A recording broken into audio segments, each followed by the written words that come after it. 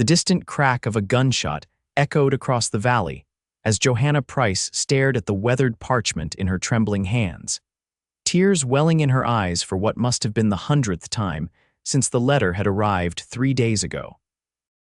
The golden afternoon sun of 1876 cast long shadows across the worn wooden planks of the porch, illuminating the dust that floated in the still summer air of Calistoga, California. "You don't have to read it again," a deep voice called from the dirt road. Samuel Norwood dismounted his chestnut mare with practiced ease, his tall frame silhouetted against the setting sun. Dust clung to his denim pants and the sweat-stained shirt that had once been white. His eyes, kind but weary, found hers as he approached the small homestead she'd been fighting to keep since her father's passing. Johanna quickly folded the letter, tucking it into the pocket of her faded blue dress. "Mr. Norwood, I wasn't expecting company." She hastily wiped away a tear with the back of her hand. "Didn't mean to intrude, Miss Price." Samuel removed his hat, revealing sandy brown hair in need of a trim. "Just rode past and thought you might need some help with that broken fence on your north pasture." Johanna glanced toward the pasture where 3 horses grazed peacefully, the fence indeed showing signs of wear. "That's kind of you, but I don't have money to pay for repairs right now." Samuel's weathered face broke into a gentle smile. "Wasn't asking for payment, madam, just being neighborly." She studied him carefully. Samuel Norwood had a reputation in Calistoga as a fair and honest rancher, unlike many who'd tried to take advantage of her vulnerable position since her father's death 6 months ago. Still, she'd learned to be wary of men offering help without expecting anything in return. The letter. Samuel began cautiously. "Forgive me for prying, but folks in town say you've been reading it every day since it arrived. Bad news, I take it." Johanna's hand instinctively touched her pocket where the letter rested. "My brother James, her voice caught. He was killed in a dispute over land rights in Arizona territory. Apparently, he'd been trying to establish a homestead there." Samuel's expression darkened. "I'm mighty sorry to hear that, Miss Price, losing your father and now your brother." He looked down at his boots. "That's more grief than anyone should bear. James was all I had left." Johanna's voice was barely a whisper. "The letter says I need to come collect his belongings and settle his affairs, but I can't just leave the farm. Yet I can't bear the thought of strangers pawing through his things." Samuel shifted his weight, hat still in hand. "When would you need to go?" "The letter says within the month, or they'll auction his belongings to cover his debts." A thoughtful expression crossed Samuel's face. "I could watch your place. Got some good hands at my ranch who could help too." "Why would you do that? You hardly know me." Samuel's eyes met hers directly. "My mother taught me to help neighbors in need. Besides, I know what it's like to lose family. Lost my brother in the war and my parents to typhoid 3 years back." Johanna considered his offer, studying the earnest expression on his sun-weathered face. There was something about Samuel Norwood that felt trustworthy, despite her reservations about accepting help. "Let me think on it," she finally said. "And about that fence, I suppose I could spare some coffee and fresh bread if you're of a mind to fix it tomorrow." A genuine smile spread across Samuel's face. "That's payment enough, Miss Price. I'll be by after first light." He settled his hat back on his head and turned to leave, then paused. "And Miss Price, that letter won't change no matter how many times you read it. Sometimes we have to put the past down to move forward." With that, he mounted his horse and rode away, leaving Johanna standing on her porch with her hand still resting on the letter in her pocket, wondering if the cowboy might be right. The next morning, Johanna woke before dawn.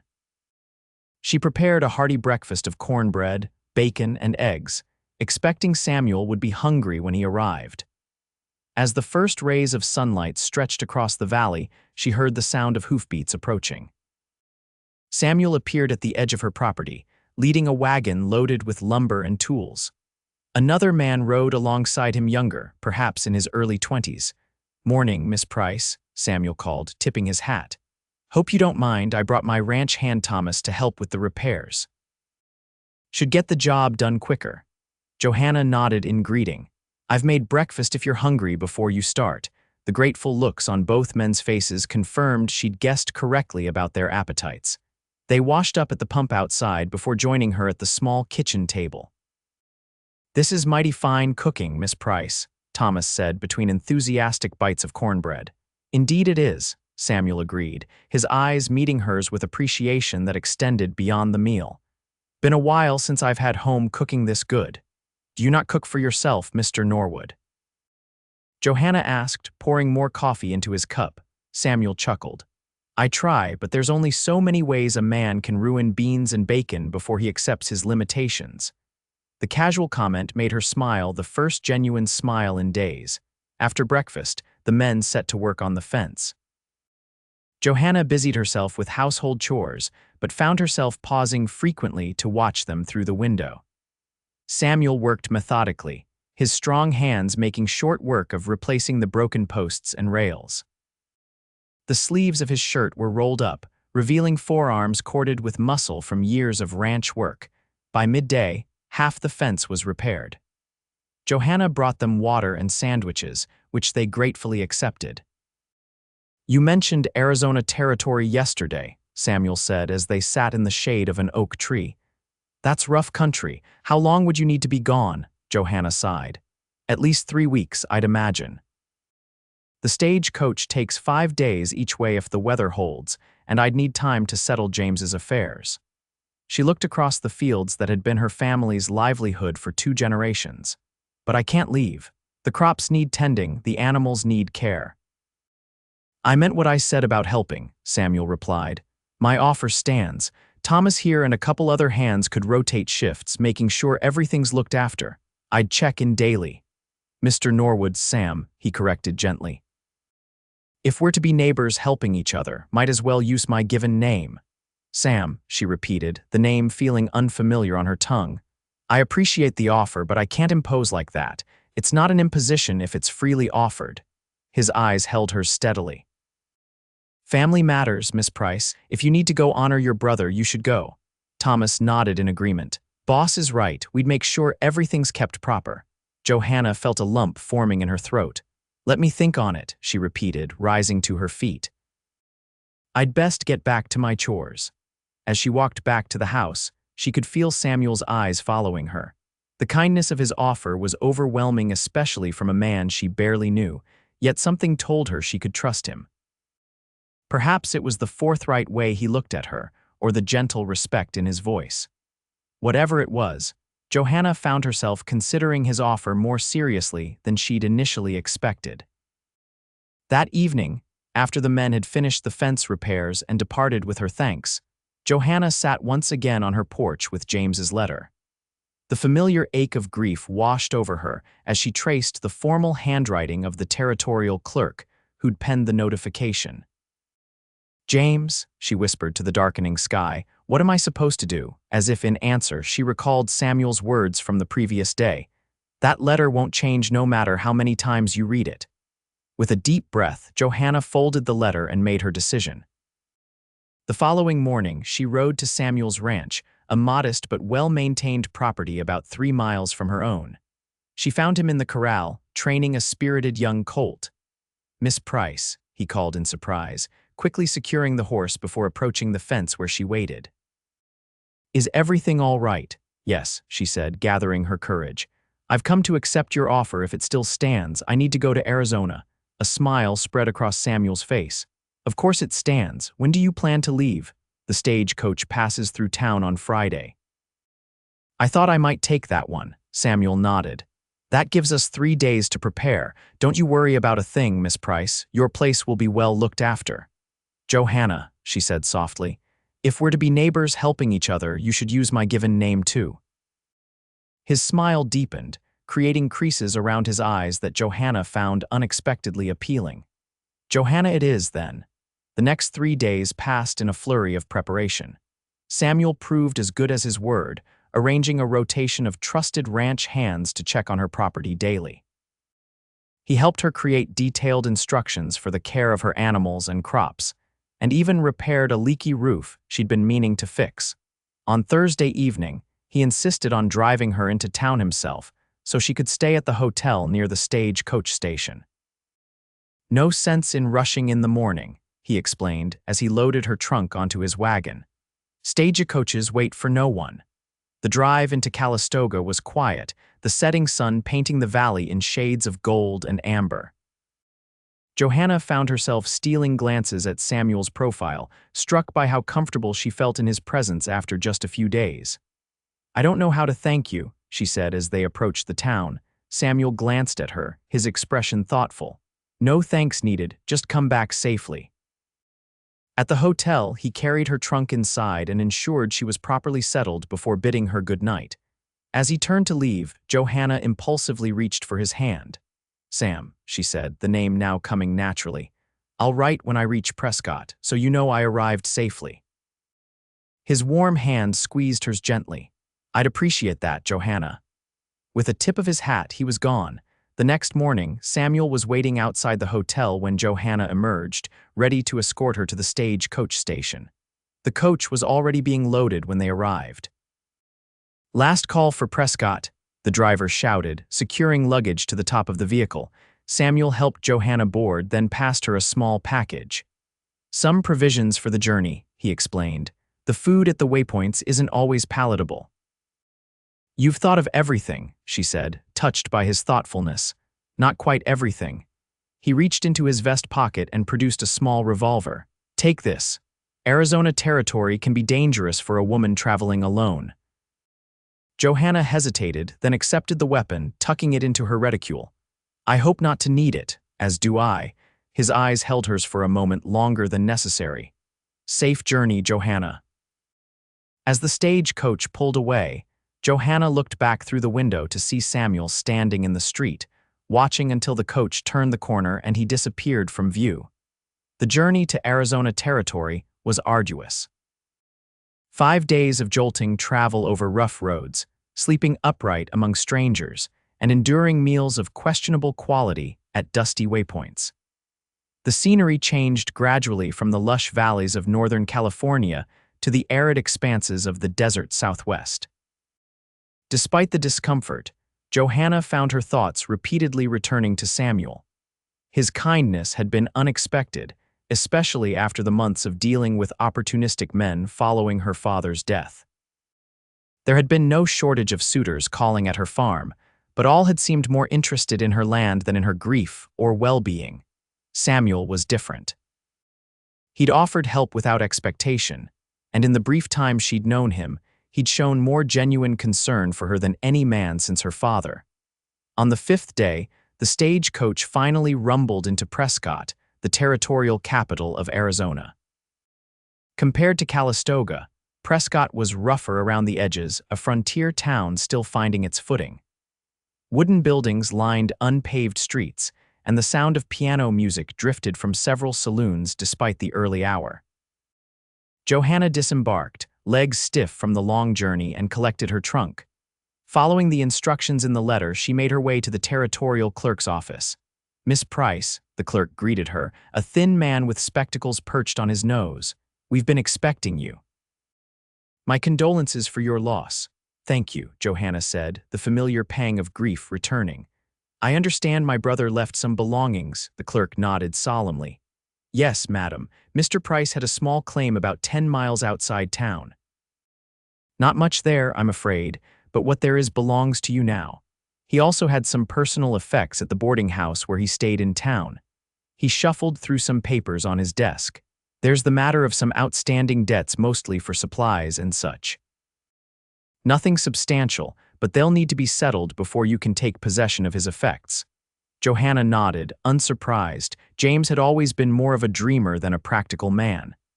"I brought funds to settle his affairs. Is there anything else I should know?" The clerk hesitated. "Your brother was well liked here, Miss Price. Hard-working, friendly. His death came as a shock to many." The letter mentioned a land dispute. "Yes," the clerk confirmed, looking uncomfortable. "There's been some confusion about the boundaries of certain claims in that area. Your brother insisted his claim was legitimate according to the Homestead Act. Another party disagreed." "And this disagreement led to his death?" Johanna asked, her voice tight. The clerk adjusted his spectacles. "I'm afraid I'm not privy to all the details. Sheriff Daniels would know more." Johanna spent the rest of the day settling into the Prescott Hotel and writing a letter to Samuel as promised. informing him of her safe arrival. The following morning, she visited the sheriff's office, determined to learn more about her brother's death. Sheriff Daniels was a gruff man with a gray mustache and eyes that had seen too much violence. "Miss Price," he acknowledged as she entered his office, "been expecting you. Sheriff, I want to know what happened to my brother." The sheriff gestured to a chair across from his desk.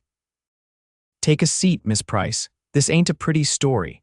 Johanna sat, bracing herself. "Your brother filed a claim under the Homestead Act last year. Good land with access to water rare in these parts, had all his paperwork in order." The sheriff leaned back in his chair. "Problem is, that land borders property owned by the Blackstone Mining Company.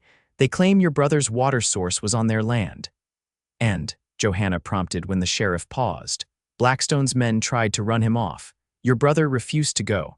One night there was a confrontation. Shots were fired." The sheriff's expression grew grim. "By the time my deputies reached the scene, your brother was dead." Johanna felt as though the air had been sucked from her lungs.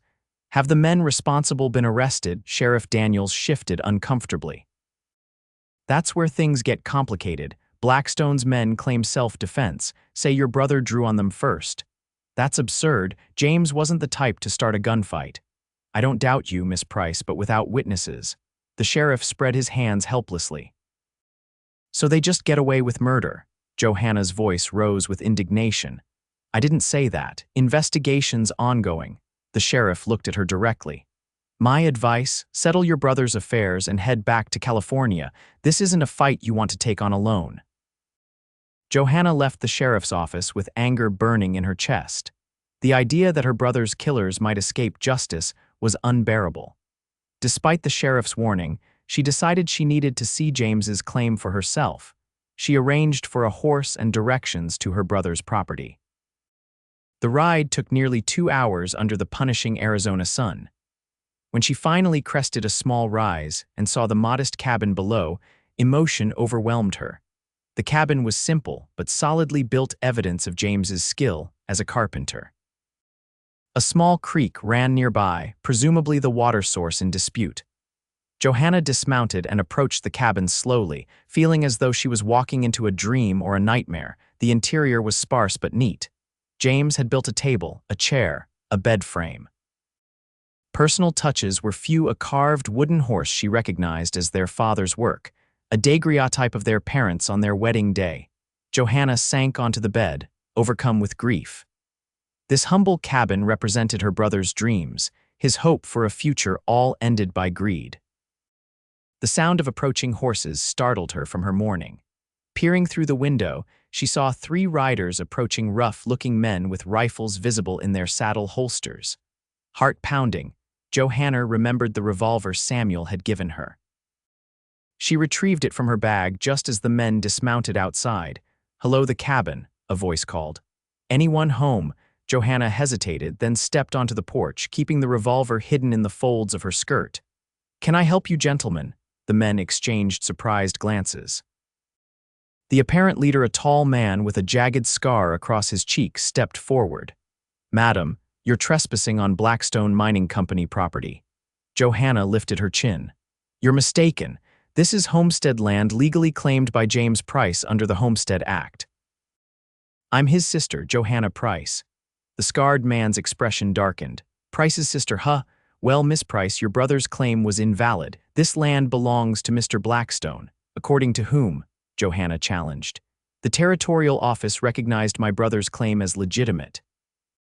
"Territorial Office made a mistake," another man interjected.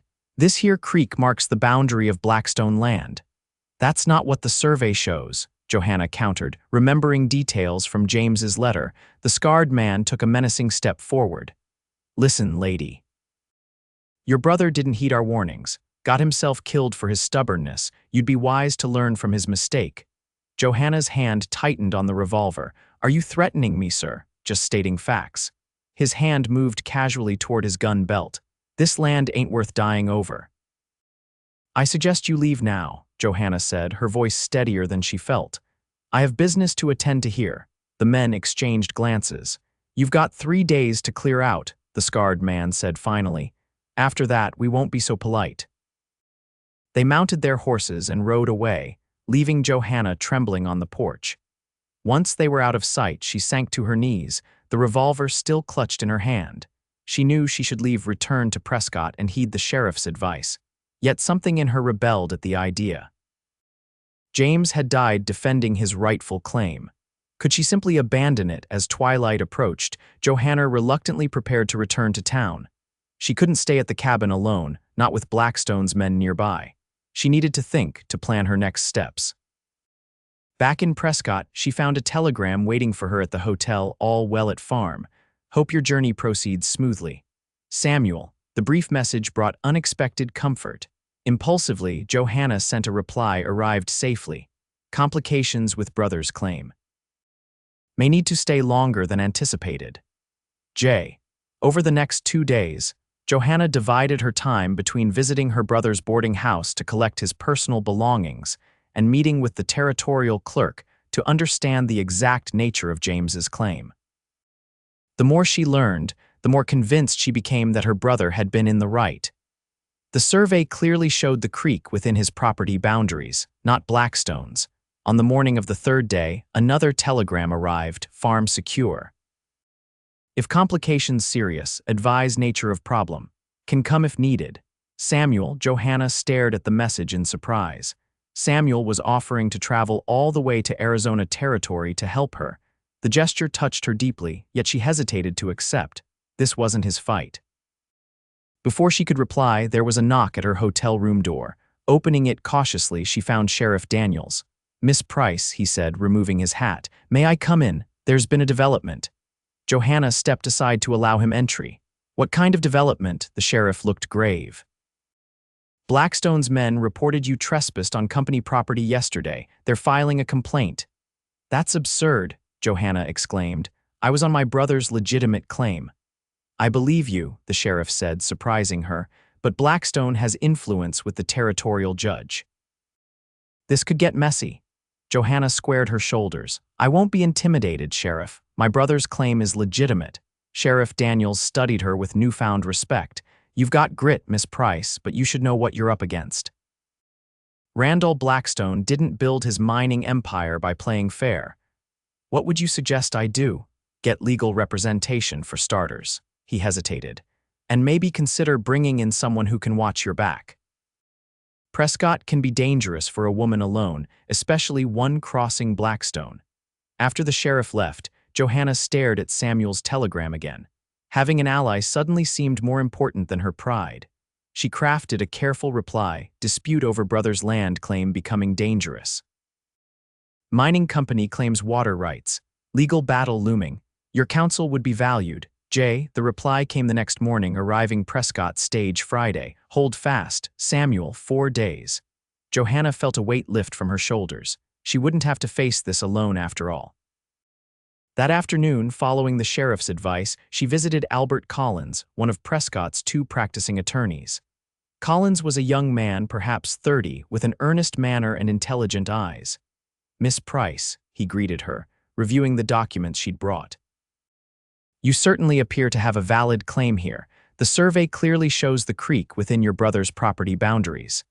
Then why is Blackstone Mining disputing it? Collins smiled grimly. Because that creek is the only reliable water source for miles. Without it, the southeastern portion of their mining operation becomes significantly less profitable. So they killed my brother for profit, Johanna said flatly. Collins held up a cautioning hand. That's a serious accusation without proof. Will you take my case, Mr. Collins? The attorney considered. It won't be easy. Blackstone has considerable influence in the territory. I'm not asking for easy, Mr. Collins. I'm asking for justice. Her determination seemed to impress him. Very well, Miss Price, I'll represent your interests. But I must warn you, this may take time, possibly months. The prospect of months in Prescott was daunting, but Johanna refused to back down. Whatever it takes, Mr. Collins. My brother deserves justice, and I intend to see he gets it. The next few days passed slowly as Johanna waited for Samuel's arrival. She visited James's claim again, this time accompanied by Mr. Collins to document the property boundaries. Blackstone's men watched from a distance, but made no move to interfere. perhaps deterred by the attorney's presence. In town, Johanna felt eyes following her. Word had spread that she was challenging Blackstone, and opinions were divided. Some townsfolk expressed support, others warned her to drop the matter for her own safety. On Friday morning, Johanna waited anxiously at the stage-coach station. When the dust cloud of the approaching coach appeared on the horizon, her heart raced with a mixture of relief and something else she wasn't quite ready to name. The coach rolled to a stop, and passengers began descending. Then there he was, Samuel, looking travel-worn but alert. His eyes scanned the crowd until they found hers, and his face broke into a wide smile. "Johanna," he said, crossing to her in long strides. For a moment she thought he might embrace her, but he stopped just short, removing his hat instead. "You're a sight for sore eyes." "You made good time," she replied, surprised by how glad she was to see him. "Rode hard from Sacramento to catch the express stage." His eyes studied her face with concern. "You look tired. It's been a difficult week." She gestured toward the hotel. "I've arranged a room for you. We have much to discuss." As they walked, Samuel carrying his travel bag, Johanna felt some of the tension she'd been carrying begin to ease. Having Samuel beside her made the challenges ahead seem more manageable somehow. In the hotel dining room, over a meal of beef stew and cornbread, Johanna recounted everything she'd learned about James's death and the dispute over his land claim. Samuel listened intently, asking occasional questions that revealed a sharp mind for details. When she mentioned the confrontation with Blackstone's men at the cabin, his expression darkened. "You went out there alone?" he asked, his voice tight with concern. "I needed to see it for myself." "They could have harmed you, Johanna." The intensity in his eyes caught her off guard. "I had your revolver," she reminded him with a small smile. Samuel didn't return the smile. "A single revolver against 3 armed men isn't odds I like." "Well, now you're here," Johanna said, trying to lighten the mood, "though I'm not entirely sure what we're going to do." Samuel's expression became thoughtful. "First, we need to understand exactly what we're up against. I'd like to meet this attorney of yours and then take a look at the property myself. Mr. Collins is expecting us this afternoon. As for the property, we can ride out tomorrow if you'd like." Samuel nodded. "Good, and Johanna." He leaned forward, his voice lowering. "I want you to know I'm here for as long as it takes. The ranch is in good hands with my foreman, your farm too." The sincerity in his eyes made her throat tighten. "Thank you, Sam. I don't know why you're doing this, but I'm grateful." His hand moved across the table as if to touch hers, then withdrew. "Let's just say I understand what it means to fight for family." The meeting with Mr. Collins went well. Samuel impressed the attorney with his practical questions and clear thinking. Together, they developed a strategy.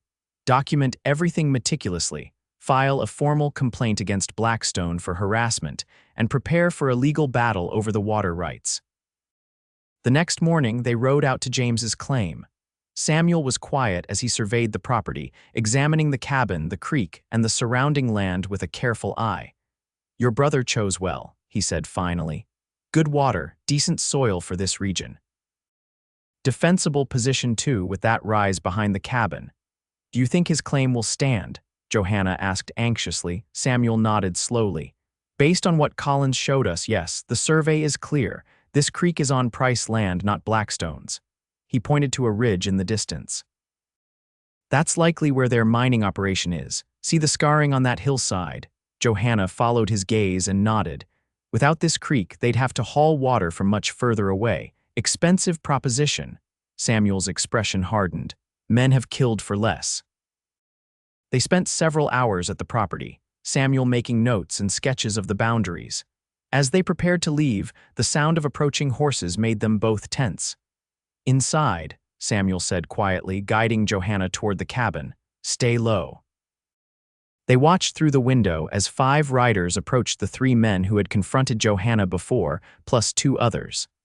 The scarred man in the lead reined in when he saw the 2 horses tethered outside the cabin. "Price," he called. "Come on out, brought some friends to discuss your situation." Samuel checked his revolver, then looked at Johanna. "Stay here, keep this handy." He handed her his rifle. Sam, no, trust me, he said, his eyes holding hers for a moment before he stepped outside, keeping his hand well away from his holster.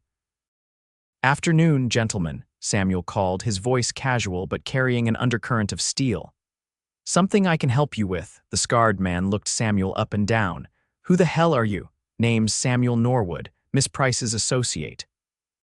Well, Norwood, you're trespassing on Blackstone property. Samuel shook his head slowly. Actually, the territorial survey says different. This is Price land, fair and square.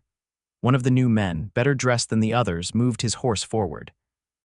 I'm Howard Fletcher, Mr. Blackstone's attorney. I suggest you and Miss Price vacate this property immediately. We have documentation proving this creek marks the boundary of Blackstone land. Interesting, Samuel replied. Our documentation says otherwise. Perhaps we should let the territorial court decide. Fletcher's expression tightened. Mr. Blackstone prefers to resolve such matters directly. He's prepared to offer Miss Price compensation for her brother's misunderstanding. $500 should cover any inconvenience. Samuel's laugh held no humor. Miss Price isn't interested in blood money, Mr. Fletcher. Her brother was murdered defending his rightful claim. That's a serious accusation, Norwood, the scarred man snarled, his hand moving toward his gun. Dixon, Fletcher warned, not now. So the scarred man was Dixon, likely one of those involved in James's death. Johanna realized, watching from inside. Samuel didn't flinch. Miss Price has engaged legal counsel, gentlemen. Any further harassment will be documented and brought before the territorial judge. Fletcher studied Samuel for a long moment. You're making a mistake, Norwood. Mr. Blackstone is not a man to cross. Neither am I, Samuel replied evenly. Now, if you'll excuse us, we have business to attend to. The standoff lasted several more tense seconds before Fletcher nodded curtly. This isn't over. Tell Miss Price to consider the offer. It won't remain open indefinitely. As the men rode away, Johanna rushed outside. That was dangerous, Sam. Samuel's expression remained grim as he watched the riders disappear. Had to show them we aren't easily intimidated. But you're right, these men are dangerous. He turned to her, his face softening. We should head back to town before dark. The ride back to Prescott was quiet, both lost in thought about the confrontation. Johanna couldn't help noticing how Samuel had positioned himself between her and danger without hesitation. The realization stirred something warm in her chest. Back in Prescott, they reported the encounter to Sheriff Daniels and Mr. Collins. The sheriff promised to increase patrols near James's claim, but warned them again about Blackstone's influence. Be careful, he cautioned. Accidents have a way of happening to folks who cross Randall Blackstone. That evening, over dinner in the hotel dining room, Samuel seemed pensive. We need to be strategic, Johanna. Legal proceedings could take months and Blackstone's men won't sit idle. What do you suggest? Samuel leaned forward. We need allies. Local folks who knew your brother, who might testify about his character or what they know about his death. We need to establish a presence at the claim to show Blackstone we're serious about defending it. You mean stay there? It's hardly fit for habitation, especially for a woman. Samuel nodded. I could stay there, make improvements. You'd be safer in town anyway with the sheriff nearby. The idea of Samuel staying alone at the cabin, potentially facing Blackstone's men, made Johanna's stomach clench with worry. That's too dangerous, Sam. I've faced worse, he replied with a reassuring smile. Besides, possession is 9/10 of the law, as they say. Having someone living on the property strengthens your claim. Despite her concerns, Johanna could see the logic in his plan. If you're going to stay there, it needs supplies. The cabin's barely furnished. We'll get what we need tomorrow, Samuel agreed. And you can help me make a list of people in town who might have known James. We'll start building our case. As they continued discussing strategy, Johanna realized how naturally they had fallen into working as a team. Samuel's steady presence and practical approach complemented her determination, and together they were formidable. Later, as Samuel walked her to her hotel room door, he paused. Johanna, I want you to know something. His voice was soft, intimate in the quiet hallway. Whatever happens with this claim, I'm glad I came. Helping you feels right somehow. In the dim lamplight, his eyes held an intensity that made her breath catch. I'm glad too, Sam. I don't think I could face this alone. For a moment, it seemed he might say more, might even move closer, but instead, he simply nodded. Sleep well. Tomorrow will be a busy day. Johanna lay awake long into the night, thinking about Samuel Norwood and the unexpected path her life had taken. She had come to Arizona seeking closure for her brother's death, but found herself in the middle of a fight for justice, and perhaps something more, something growing between her and the kind-hearted cowboy who had ridden so far to help her. The next few days established a pattern. Samuel moved basic supplies into the cabin and began spending nights there, while Johanna remained in town, meeting with Mr. Collins and seeking out people who had known James. Together, they gradually pieced together a clearer picture of what had happened. James had arrived in Prescott nearly a year earlier, working odd jobs while searching for land to claim. He'd been well-liked, described as honest, hardworking, and friendly. When he filed his homestead claim, several townspeople had warned him about Blackstone's reputation, but James had been confident in the legitimacy of his paperwork. The confrontation that led to his death had occurred after several increasingly threatening visits from Blackstone's men. According to a freight driver who had been passing nearby that night, he'd heard multiple gunshots but had been too afraid to investigate until morning, when he found James's body and reported it to the sheriff. This freight driver, Matthew Wilson, proved to be a crucial witness. Though initially reluctant to get involved, when Johanna told him she was James's sister, he agreed to speak with Mr. Collins. Your brother was face down when I found him, Wilson told them in the attorney's office. Shot in the back he was, didn't look like no fair fight to me. This testimony directly contradicted Blackstone's men's claim of self-defense. With Wilson's statement documented, they had their first real evidence that James had been murdered. Meanwhile, Samuel's presence at the cabin was making Blackstone's men increasingly agitated. Twice, riders approached the property but retreated when they saw Samuel was armed and vigilant. Each incident was carefully documented for their case. Samuel also made improvements to the cabin, repairing the roof, reinforcing the door, and digging a defensive position behind the woodpile, just in case. Whenever Johanna visited during daylight hours, she was touched by the care he was taking, not just for the property's security but for its comfort as well. You didn't need to plant flowers, she said one afternoon, noticing the row of wildflowers transplanted near the porch. Samuel looked slightly embarrassed. Place needed a woman's touch. Thought you might appreciate it when you visit. The gesture, small but thoughtful, warmed her heart more than grand declarations might have done. As days stretched into weeks, Johanna found herself growing increasingly comfortable in Samuel's company. Their shared purpose created a bond that deepened with each passing day. She found herself looking forward to their meetings, valuing his opinion, and missing his presence when they were apart. For his part, Samuel seemed equally drawn to her. He listened attentively when she spoke, respected her decisions, and demonstrated a protectiveness that never felt stifling. Small touches became more frequent, his hand at her elbow as they walked, their fingers brushing as they passed documents back and forth. One evening, after a particularly productive meeting with Mr. Collins, where they'd reviewed all the evidence gathered so far, Samuel surprised Johanna by inviting her to dinner at Prescott's finest restaurant. We could use an evening away from legal troubles, he suggested. Besides, you've been working too hard. Let me treat you to a proper meal. The restaurant was modest by San Francisco standards, but clearly Prescott's best offering. Linen tablecloths, actual glassware, and a menu that extended beyond the usual frontier fare of beans and beef. Dressed in her finest, a blue dress she'd originally brought for James's memorial service, Johanna felt a flutter of anticipation as Samuel held her chair. He too had made an effort, wearing a clean white shirt with a black string tie, his usually unruly hair slicked neatly into place. You look beautiful, he said simply as he took his seat across from her. Johanna felt a blush rise to her cheeks. Thank you. You clean up rather well yourself, Mr. Norwood. Their conversation over dinner deliberately avoided talk of the claim dispute or legal proceedings.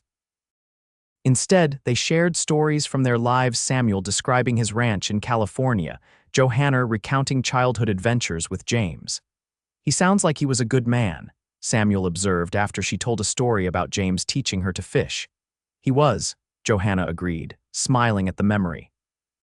"Stubborn as a mule and impractical at times, but good-hearted, he would have liked you." "I wish I could have met him." Samuel's hand moved across the table to cover hers. "But I'm grateful to have met you, Johanna, even under these circumstances." The warmth of his hand and the sincerity in his eyes made her heart race. "I feel the same way, Sam." As they walked back to the hotel under a star-filled Arizona sky, their hands found each other naturally. The simple connection felt significant, an acknowledgement of growing feelings neither had yet put into words. At her door, Samuel hesitated. "Johanna, He seemed to struggle for words, then simply raised her hand to his lips, pressing a gentle kiss to her knuckles. "Sleep well." The tender gesture left Johanna breathless. As she closed her door, she leaned against it, her hand still tingling from his kiss, wondering if he too was standing on the other side, reluctant to part. The next morning brought them sharply back to reality.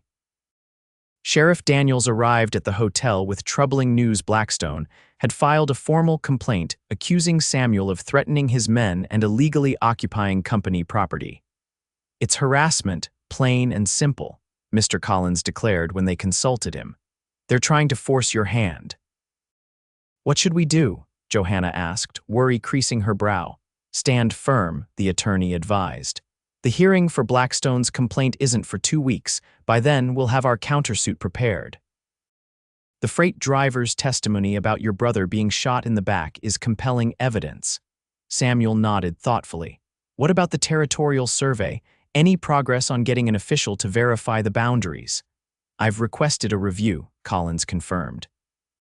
"Should happen within the week." For the next several days, both sides seemed to be holding their breath, waiting for the next development. Samuel continued staying at the cabin while Johanna remained in town, working with Mr. Collins to prepare their case. The territorial surveyor's visit, when it finally occurred, proved to be a turning point. After carefully reviewing the original survey and examining the property boundaries personally, the surveyor confirmed what they already believed: the creek fell within James Price's legitimate claim. "This is excellent news," Mr. Collins declared. "With official confirmation, Blackstone's claim of trespass falls apart." Their celebration was short-lived, however. That evening, as Samuel was returning to town to share dinner with Johanna, he was ambushed on the road. 2 men, faces covered, fired shots from behind a rocky outcropping. Samuel's horse was hit, throwing him to the ground. Drawing his revolver, he managed to return fire, driving the assailants away, but not before taking a bullet that grazed his upper arm. When he finally reached Prescott, his shirt blood-stained and expression grim, Johanna was horrified. "Sam," she gasped, rushing to him as he entered the hotel lobby. "What happened?" "Bushwhacked," he replied tersely, allowing her to lead him to a chair. "Nothing serious, just a graze." "Horse got the worst of it, had to put her down." "We need to get the doctor," Johanna insisted, already moving toward the door. "Already saw him," Samuel assured her, catching her hand. "Patched me up fine." "Johanna, listen, this changes things. They're getting desperate." Sheriff Daniels arrived shortly after, taking Samuel's statement about the attack. "This is getting out of hand," the lawman muttered. "Problem is, you didn't see their faces. Could have been anyone." "It was Blackstone's men," Samuel said firmly. "We both know it." The sheriff didn't disagree. "I'll increase patrols, but my jurisdiction's limited. Out by that cabin, you're mostly on your own."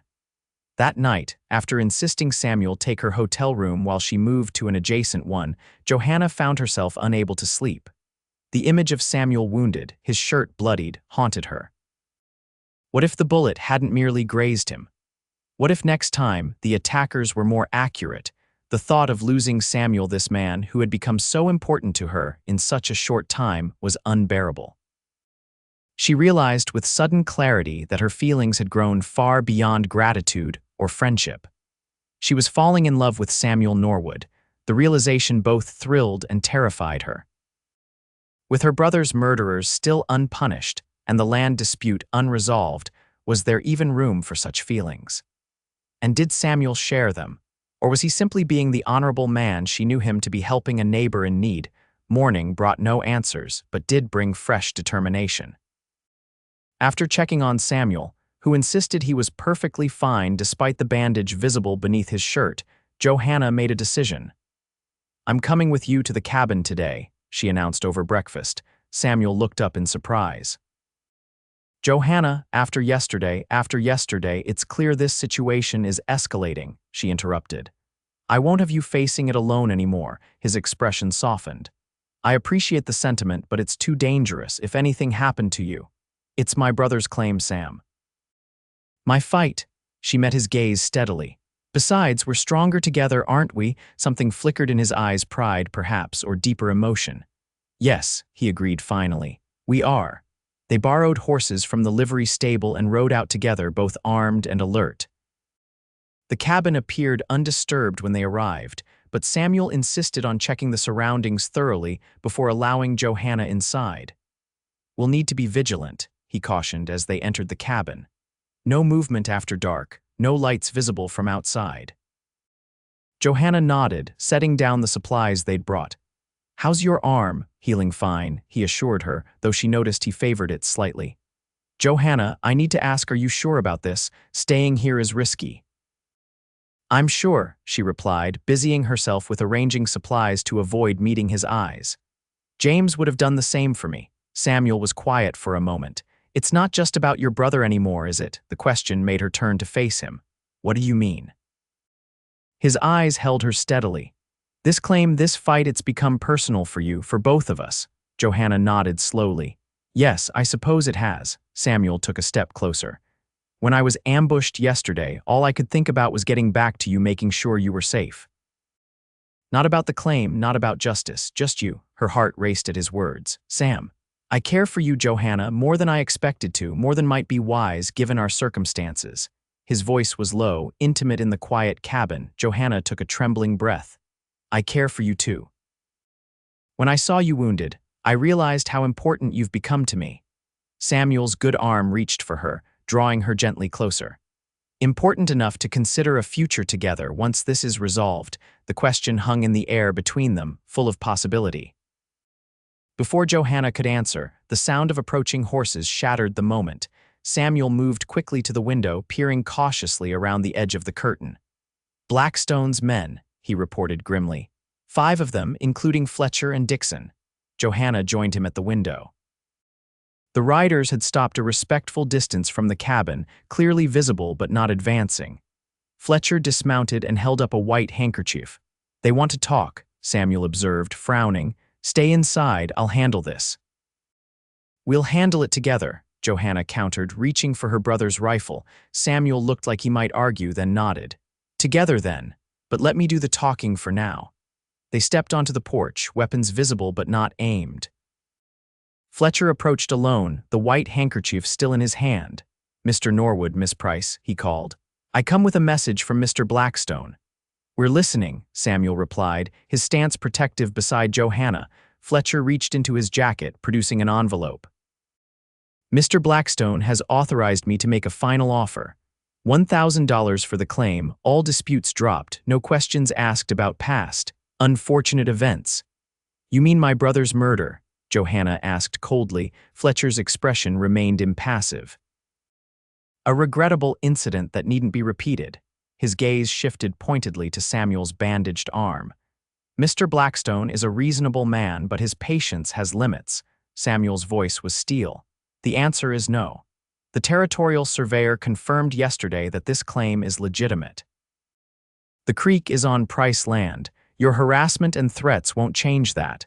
"A pity," Fletcher said, replacing the envelope in his pocket. "Mr. Blackstone will be disappointed." He turned to leave, then paused. "I should mention the judge hearing your complaint next week is a personal friend of Mr. Blackstone's. I wouldn't place too much faith in territorial justice, Miss Price." As Fletcher returned to his companions and the riders departed, Samuel's expression darkened. "He's trying to intimidate us." "Do you think he's right about the judge?" Johanna asked worriedly. Samuel considered. "Possibly. Blackstone has influence, but Collins is respected in Prescott. And we have evidence, the surveyor's confirmation, Wilson's testimony about your brother being shot in the back. They spent the rest of the day fortifying the cabin, creating defensive positions and planning escape routes, just in case. As evening fell, they prepared a simple meal together, the domestic activity creating a strange sense of normality amid their precarious situation. Sitting across the small table from Samuel in the lamplight, Johanna was struck by how right it felt, despite the circumstances. She could imagine a life like this, sharing meals, working together, building something meaningful. "You never answered my question," Samuel said quietly, breaking into her thoughts. "About a future together." Johanna met his gaze across the table. "I'd like that, Sam, very much, but first we need to see this through." He reached across the table to take her hand. "We will together." That night, Samuel insisted on taking the first watch while Johanna tried to sleep on the cabin's narrow bed. Despite her exhaustion, rest eluded her as her mind raced with thoughts of the coming confrontation with Blackstone, worries about corrupt judges, and the newborn hope of a future with Samuel. When she finally dozed off, her dreams were a confused jumble of gunshots and white handkerchiefs, and Samuel's warm eyes looking at her across a dinner table. She woke before dawn to find Samuel dozing in a chair near the door, rifle across his lap. The sight of him vigilant even in sleep, protecting her, filled her heart with tenderness. Quietly she rose and put coffee on to boil. The smell roused him.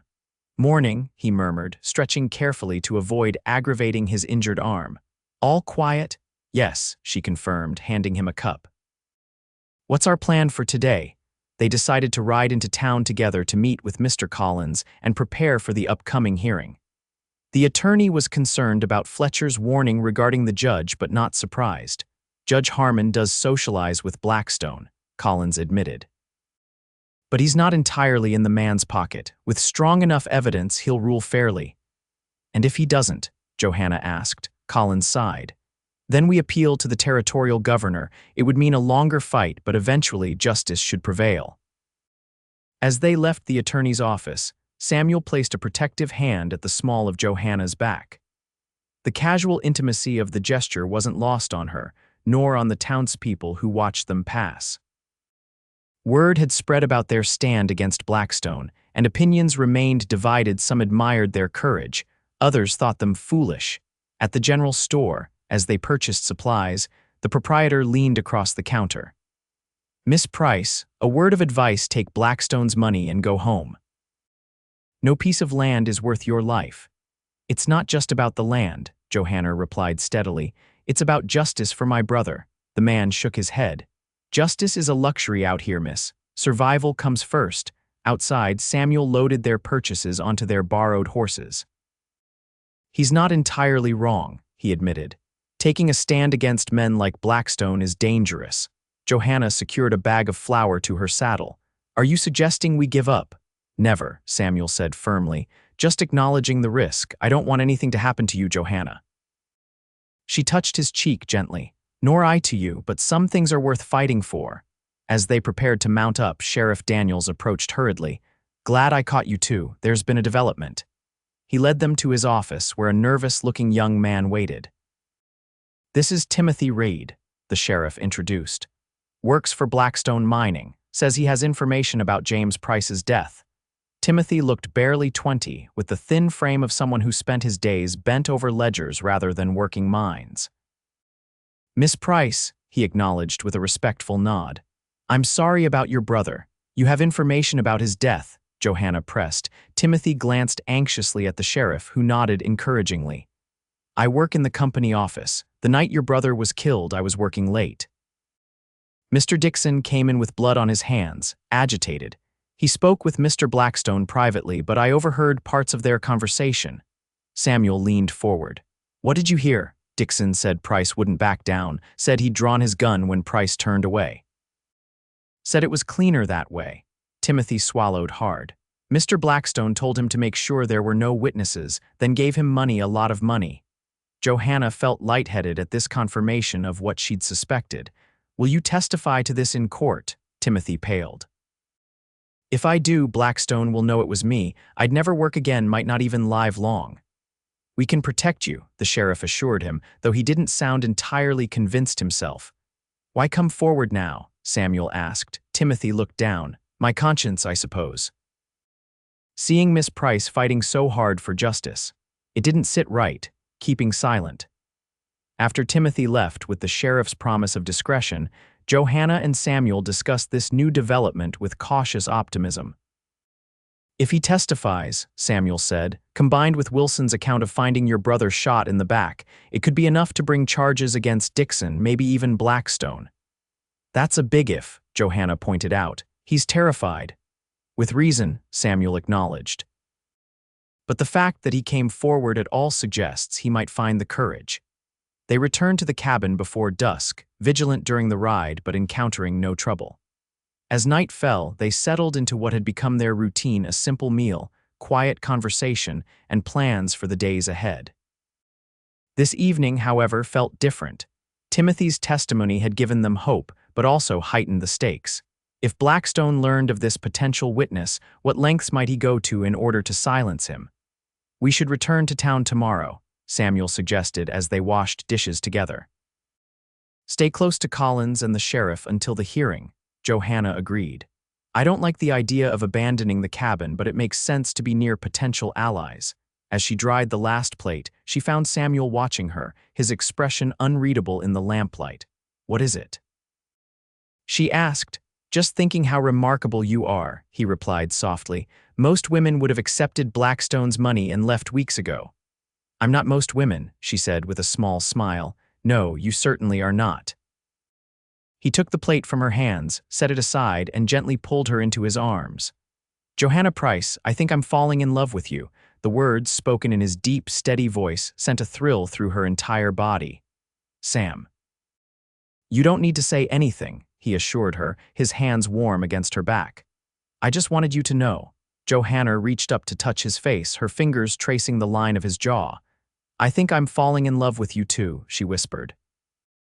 "It's fast and probably foolish given everything we're facing," but Samuel's lips covered hers, gentle but insistent, silencing her doubts with a kiss that spoke of longing and promise and hope. Johanna responded eagerly, her arms winding around his neck as she pressed closer. When they finally parted, both breathless, Samuel rested his forehead against hers. "Not foolish," he murmured, "the only thing that makes sense in all this madness." Their second kiss was deeper, more urgent, a physical expression of emotions too complex for words. It was Johanna who reluctantly pulled away, though she remained within the circle of his arms. "We should be careful," she said softly. "There's still so much unresolved." Samuel nodded, his eyes never leaving hers. "I know. But when this is over, Johanna, when justice is done for your brother and the claim is secure, I want us to build a life together, whether here or back in California, wherever you choose." The sincerity in his voice brought tears to her eyes. "I want that too, Sam, more than anything."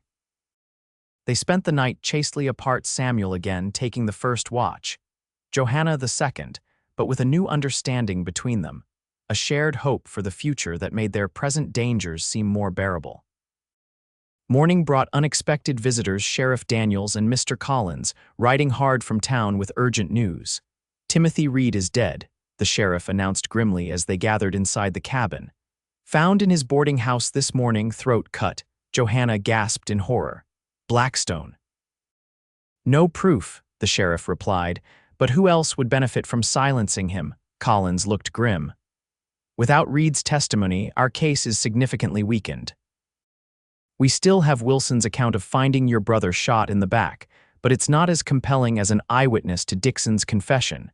Samuel's expression hardened. "So Blackstone murders with impunity again?" "Not necessarily," the sheriff said, surprising them. "Reed left a signed statement with me yesterday just in case," he said. "It's not as powerful as live testimony would have been, but it's something." "Will Judge Harmon accept it?" Johanna asked Collins. The attorney looked uncertain. "Possibly. It's not ideal, but combined with the surveyor's confirmation about the property boundaries and Wilson's testimony, we still have a case." Sheriff Daniels cleared his throat. "There's more. After finding Reed's body, I sent a telegram to the territorial governor describing the situation. Got a reply this morning he's sending a special investigator from Tucson.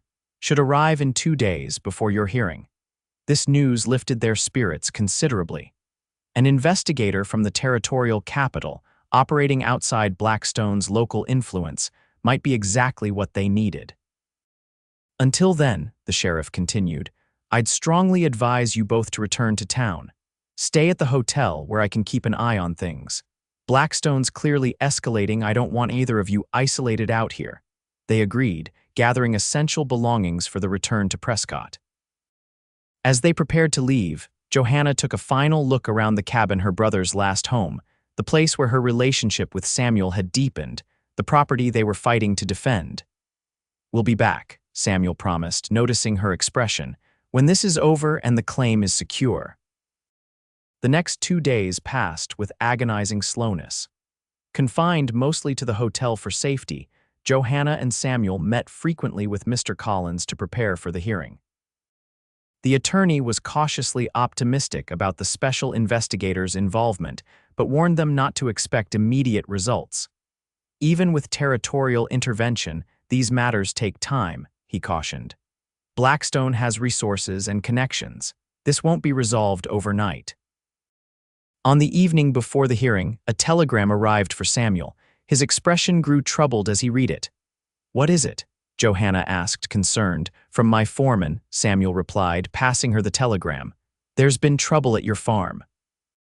Nothing serious, he added quickly, seeing her alarmed expression, but someone cut your fences and scattered some livestock. They rounded them up, but Blackstone, Johanna said flatly. His reach extends all the way to California. Samuel nodded grimly. Likely trying to pressure us from another angle. The telegram says everything's under control now. My foreman hired extra hands for security. Despite this reassurance, the news was unsettling, a reminder that their fight against Blackstone had repercussions beyond Arizona territory. That night, unable to sleep, Johanna found herself on the hotel's small balcony staring up at the stars. Samuel joined her quietly, his presence comforting in the darkness. Having second thoughts, he asked gently. Johanna shook her head. No. But I am worried about the cost of this fight, not just to us, but to others. That poor young man Reed. Your ranch hand's facing trouble. It seems Blackstone's influence has no limits. Samuel's arm slipped around her waist. Men like Blackstone thrive on that perception of unlimited power. It's how they intimidate good people into silence. He turned her to face him. But they're not all powerful, Johanna. They can be defeated with courage, persistence, and truth. She leaned into his embrace, drawing strength from his conviction. I hope you're right, for James's sake, for all of us. The special investigator from Tucson, Marshal Edwards, arrived early the next morning, a tall, stern-faced man with a reputation for incorruptibility. His presence at the hearing caused visible discomfort among Blackstone's representatives, particularly when he introduced himself as acting with the full authority of the territorial governor. Judge Harmon, a portly man with thinning hair and nervous mannerisms, seemed especially unsettled by Edwards's presence. His usual deference to Blackstone's attorney was noticeably absent as the proceedings began. The hearing itself was a tense affair. Fletcher presented Blackstone's claim to the water rights, arguing that the creek had historically been used by the mining company before James Price filed his homestead claim. Mr. Collins countered with the territorial surveyor's confirmation that the creek fell within the Price claim boundaries, according to official surveys. He also presented Wilson's testimony about finding James shot in the back, contradicting the self-defense narrative, and introduced Timothy Reed's signed statement about overhearing Dixon's confession. Fletcher objected vehemently to the inclusion of Reed's statement. Hearsay from a disturbed young man who took his own life, he proclaimed dramatically. At this, Marshal Edwards spoke for the first time. Mr. Reed's death has been ruled a homicide, not suicide, Counselor.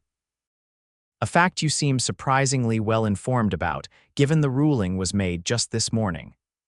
A murmur ran through the courtroom, and Fletcher's face reddened.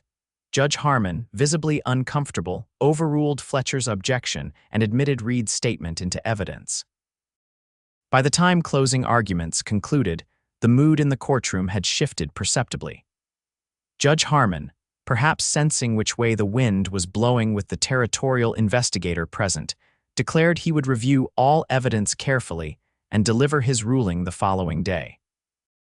As they left the courthouse, Samuel squeezed Johanna's hand encouragingly. "It went well," he murmured. "Better than expected." Marshal Edwards approached them on the courthouse steps. "Miss Price, Mr. Norwood, a word if you please." He led them to a quiet corner, his expression serious. "I want you to know the governor takes these matters very seriously. Corruption and violence have no place in Arizona territory if we hope to achieve statehood someday." "Does that mean you'll help us?" Johanna asked hopefully. Edwards's stern face softened slightly. "It means I'm conducting a thorough investigation into both your brother's death and Mr. Reed's murder. I've already interviewed several former Blackstone employees who corroborate elements of Reed's statement." Samuel looked surprised. "You found witnesses willing to speak against Blackstone?" "The promise of territorial protection is persuasive," Edwards replied, "as is the knowledge that they won't be standing alone." He turned to Johanna. "Your courage in pursuing justice for your brother has inspired others, Miss Price. Sometimes that's all it takes to break the silence one person willing to speak truth to power." The investigator's words filled Johanna with a complex mixture of pride and humility. She hadn't set out to inspire anyone, she'd simply wanted justice for James. Yet somehow, her personal quest had become something larger. That evening, Johanna and Samuel dined with Mr. Collins, discussing the day's events and possibilities for the judge's ruling. The attorney was cautiously optimistic, but warned them that legal proceedings rarely provided complete satisfaction. "Even if Judge Harmon rules in our favor regarding the claim," Collins explained, "criminal charges against Dixon or Blackstone would require a separate process. Marshal Edwards's investigation helps, but these things take time." Samuel nodded his understanding. "One step at a time. First, secure Johanna's claim to her brother's land, then pursue justice for his murder." Later, as they walked back to the hotel through Prescott's quiet streets, Samuel seemed pensive. "What are you thinking?" Johanna asked, her arm linked through his. "About the future," he replied. "If the judge rules in our favor tomorrow, decisions will need to be made." "About the claim, you mean?" Samuel nodded. "It's good land, Johanna, could be developed into a fine small ranch with the right investment and work, or it could be sold. The water rights alone make it valuable." Johanna considered this.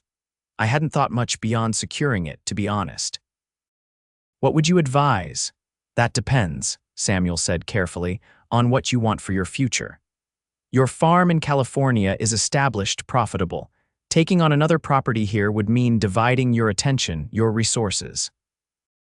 "Unless I had a partner," Johanna said softly, meeting his gaze meaningfully. Samuel stopped walking, turning to face her fully. "Are you suggesting what I think you're suggesting?" "Perhaps I am," she replied, her heart racing. "You said yourself it's good land. And I find myself increasingly attached to this territory, or at least to certain people in it." A slow smile spread across Samuel's face. "Johanna Price, are you proposing a business arrangement or something more personal?" "Maybe both," she answered, returning his smile. "I believe they call it marriage, Mr. Norwood." Samuel's laugh was joyous in the quiet street. "I believe they do." He took both her hands in his. "I was planning to ask you properly once all this was settled, had a whole speech prepared and everything." "You can still give your speech," Johanna teased. "I promised to act surprised." Instead, Samuel pulled her gently into his arms and kissed her a kiss full of promise and future and love. When they parted, his eyes were serious despite his smile. "Yes," he said simply. "Yes to partnership, yes to marriage, yes to building something together here or in California or wherever life takes us. As long as we're together." The next morning, they arrived at the courthouse hand in hand, ready to face Judge Harmon's ruling together. The room was packed, Blackstone's representatives on one side, townspeople curious about the outcome on the other. Randall Blackstone himself had finally appeared, a tall, imposing figure with silver hair and cold eyes. He sat beside Fletcher, his expression confident despite the previous day's setbacks. Judge Harmon entered, called the court to order, and unfolded a document with deliberate slowness. The room fell silent as he began to read his ruling. Having reviewed all evidence and testimony presented, this court finds as follows. First, regarding the disputed water rights, the territorial survey clearly establishes that the creek in question falls within the boundaries of the homestead claim legally filed by James Price under the Homestead Act of 1862. Therefore, all rights to said water belong to the Price claim, now held by his sister and heir, Johanna Price. A murmur ran through the courtroom. Fletcher leaned toward Blackstone, whispering urgently, but the mining magnate's face remained impassive.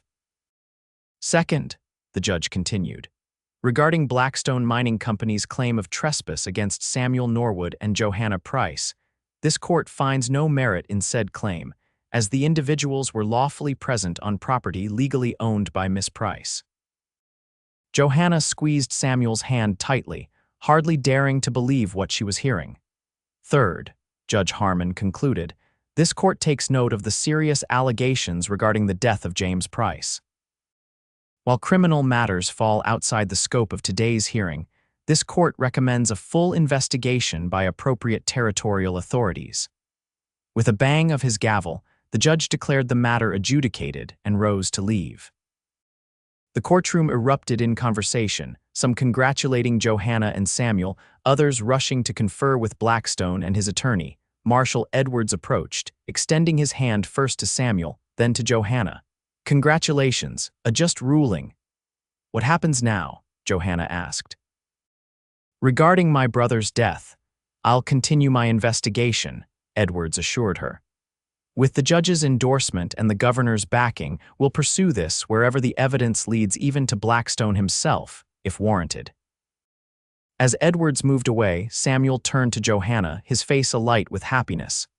"You did it, Johanna. You secured your brother's claim. James would be proud." "We did it," she corrected, smiling up at him. "I couldn't have done this without you, Sam." Their moment of triumph was interrupted by a commotion near the door. Blackstone was leaving, surrounded by his men, but he paused when he saw Johanna watching him. With deliberate steps, he approached, Fletcher hovering anxiously at his side. "Miss Price," Blackstone said, his voice cultured despite the cold calculation in his eyes. "A surprising outcome today." "Justice often surprises those unused to facing it," Johanna replied steadily. A hint of a smile touched Blackstone's lips. "Spirited, I see why my men found you troublesome." His gaze shifted to Samuel. "Both of you. My offer still stands, you know, the claim for a fair price, no hard feelings." Samuel's voice was steel. "The claim is not for sale, Mr. Blackstone, not to you, not ever." Blackstone studied them for a moment longer, then nodded as if confirming something to himself. "As you wish, but remember Arizona territory is still a frontier. Laws change, fortunes rise and fall. Today's victory may be tomorrow's defeat." "Is that a threat?" Samuel asked quietly. "Merely an observation," Blackstone replied smoothly. "Good day to you both." As he walked away, Johanna felt a chill despite the courtroom's warmth. "He's not finished with us," she murmured. "No," Samuel agreed, "but neither are we with him. Edwards's investigation will continue. Eventually, justice will catch up to Randall Blackstone." Mr. Collins joined them, beaming with satisfaction. "A complete victory. I must say, having the territorial investigator present made all the difference. Judge Harmon has never ruled against Blackstone before today." "What should we do now?" Johanna asked. "About the claim, first, I'll file the judge's ruling with the land office to ensure it's properly recorded," Collins advised. "After that, the property is yours to use or dispose of as you see fit." Samuel's arm slipped around Johanna's waist. "We have some ideas about that," he said, exchanging a smile with her. Later that afternoon, free from the courthouse and legal proceedings for the first time in weeks, Samuel took Johanna to a quiet spot overlooking Prescott, a small hill with a single oak tree providing shade from the Arizona sun. "I wanted to do this properly," he explained, producing a small velvet box from his pocket. "I bought this the day after you suggested our partnership." Kneeling before her, Samuel opened the box to reveal a simple but elegant ring, a small diamond set in gold. Johanna Price, These past weeks have shown me what kind of woman you are: brave, determined, compassionate. I've fallen completely in love with you, and I would be honored if you would agree to be my wife." Tears of happiness filled Johanna's eyes as she extended her hand. "Yes, Samuel Norwood. I will." As he slipped the ring onto her finger and rose to kiss her, Johanna felt a sense of rightness, of completion. They had faced danger together, fought for justice together, and now they would build a future together. That evening, they celebrated their engagement with a small dinner at the hotel, joined by Mr. Collins and Sheriff Daniels. The conversation naturally turned to their plans. "We've decided to develop James's claim," Johanna explained. "Build it into a proper ranch, a legacy in his memory." Samuel nodded. "We'll split our time between here and California for a while. Johanna's farm there is well established and my ranch is profitable. Eventually, we'll decide where to settle permanently." "A wedding first, I presume?" Collins asked with a smile. "As soon as possible," Samuel confirmed, his eyes never leaving Johanna's face. "Life's too short to wait when you're certain." "And what of Blackstone?" Sheriff Daniels asked, the practical lawman as always. Johanna's expression grew serious.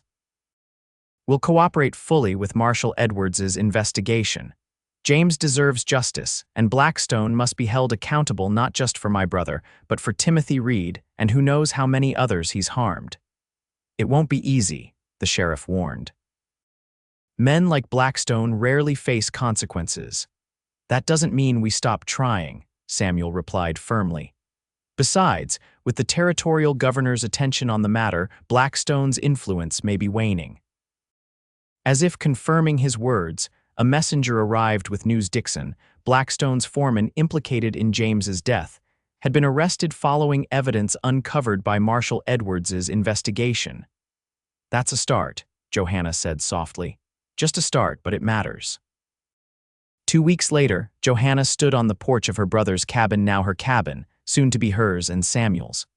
Repairs and improvements were underway, transforming the modest structure into a proper ranch house. The creek flowed peacefully nearby, its water rights secure. In her hands was a letter, not the one announcing James's death that she'd read so many times before, but a new one from Marshal Edwards, updating her on the investigation's progress. Dixon was cooperating, offering testimony against Blackstone in exchange for leniency. The territorial prosecutor was preparing charges. Justice, slow but steady, was advancing. The sound of hoofbeats drew her attention. Samuel rode up, returning from a trip to Prescott where he'd ordered supplies and mailed letters to his foreman in California about their wedding plans. "You don't have to read it again," he called as he dismounted, a gentle teasing in his voice. He'd found her like this before, standing on the porch, reading Edwards's updates, seeking reassurance that James's killers would face justice. Johanna smiled, tucking the letter into her pocket as he approached. "Good news this time. They found more witnesses willing to testify against Blackstone." Samuel climbed the steps, drawing her into his arms. "That is good news. But even better is coming home to find you here, making this place ours." "Home," Johanna repeated, savoring the word. "It feels right, doesn't it? Building something here where James dreamed of starting his life." "It does," Samuel agreed.